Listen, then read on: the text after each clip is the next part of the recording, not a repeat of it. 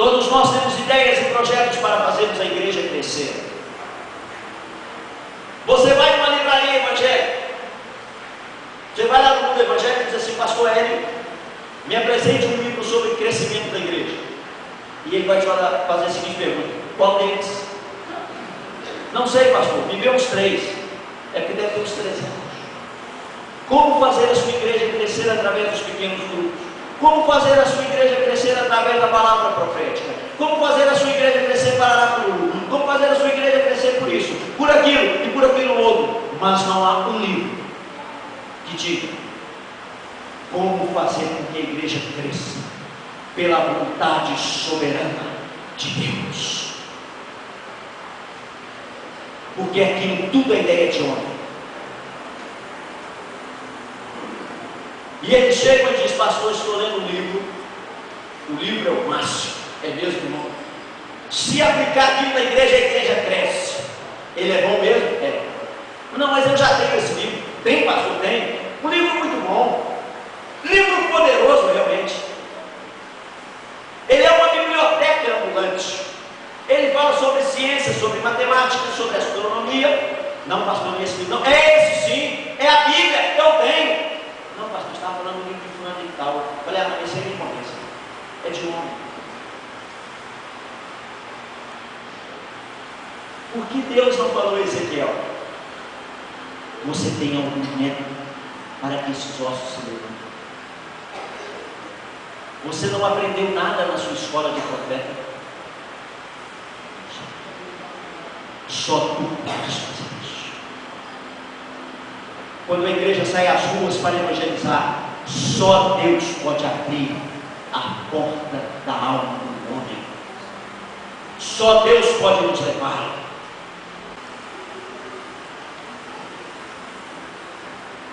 O mesmo mal que destruiu, está destruindo os norte-americanos, está criando raízes no nosso país. Você já reparou como é o cristianismo do nosso tempo? O cristianismo do nosso tempo fala contra a bruxaria e pratica os mesmos rituais de bruxaria. Falam contra os demônios do candomblé, mas usam os mesmos rituais. Por quê? Porque o verdadeiro evangelho está do lado de fora, batendo a porta. Porque o Senhor da igreja está do lado de fora, está dizendo: eu preciso entrar antes que vocês sejam destruídos. Você vai me dizer: não, pastor, eu estou aqui essa noite, mas eu vim de uma igreja tal, e lá o poder se manifesta. Eu vou te dizer: o poder se manifesta na minha vida e na vida do meu filho, e mais na vida dele do que na minha. E eu fico impactado com a fé que tem as crianças. Uma criança é capaz de orar e com toda a sua convicção dizer: Deus vai me dar o que eu pedi, e Deus me atende. Mas nós oramos anos após anos, dias após dia, e Deus não ouve nossas orações, porque não há pureza de uma criança em nós. O meu filho consegue orar, e aquilo que ele deseja vem até as suas pequeninas mãos. E eu olho para Deus e digo: Senhor, me torne como uma criança. Eu não quero técnica, Senhor, eu quero acreditar que o Senhor está segurando minhas mãos, e mesmo quando as lutas me esmagam, o Senhor está me conduzindo à vitória, mesmo que eu chegue lá sem uma perna. Se teu olho te faz pecar, filho, arranque fora. Se tua mão te faz pecar, arranque fora. É melhor entrar no reino. Mas nós queremos entrar com toda a podridão em nossa vida. Quando ele diz: tem que ser como criança. A criança pega a Bíblia e com convicção ela diz: eu sou a imagem de Deus. Um garotinho em Belo Horizonte, de 7 anos, debateu com sua professora. Quando ela lhe diz: o homem veio do macaco, ele levantou a mão e disse: professora, a senhora pode ter vindo, mas eu, meu pai, minha mãe e meus irmãos somos a imagem e semelhança do único Deus vivo.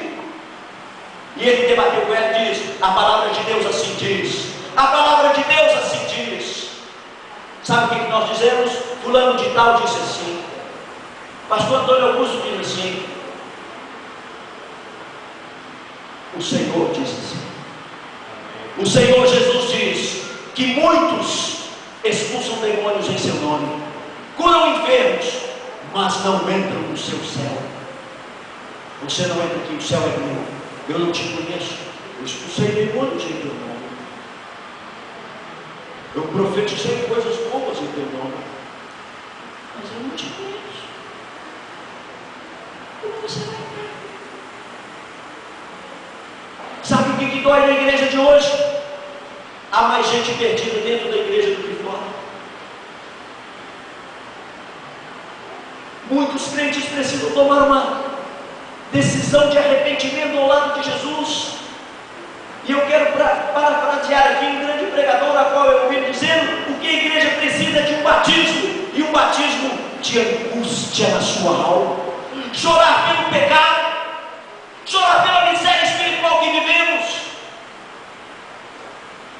Nunca foi tão fácil ter uma Bíblia, e nunca se viu distorcer tanto a Bíblia.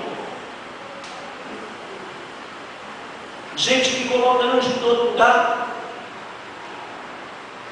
Tem pregador que chega no lugar para orar: Senhor, põe um anjo aqui, ali, aqui. Filho, não tem. Anjo tem coisas para fazer. O anjo do Senhor acampa ao redor do que os tem, acampa-se.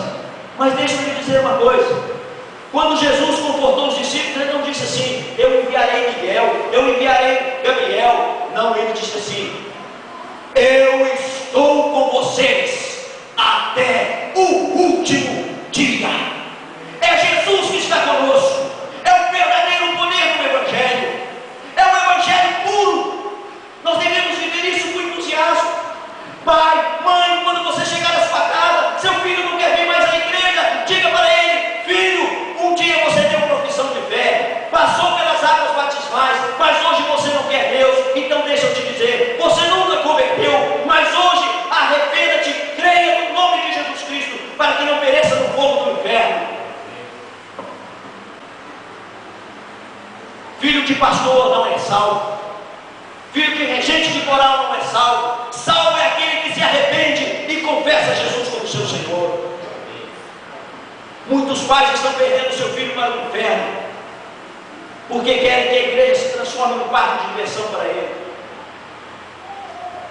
Pastor, precisamos pôr um ping-pong lá embaixo, um totó, isso. E a Bíblia. E o poder de Deus. Eu fui jovem, eu nunca precisei dessas coisas. Eu atravessava 2 bairros para ir à minha igreja, passando na frente de homens violentos, homens armados. Eu tinha 12 anos, pedalando uma bicicleta. Nunca encostaram em mim. E eu nunca voltei ao culto. Eu conheço uma senhora de 88 anos, quase não enxerga. Ela caminha para a igreja sozinha todos os dias de culto, não perde um culto. E nós temos todas as desculpas. O médico falou,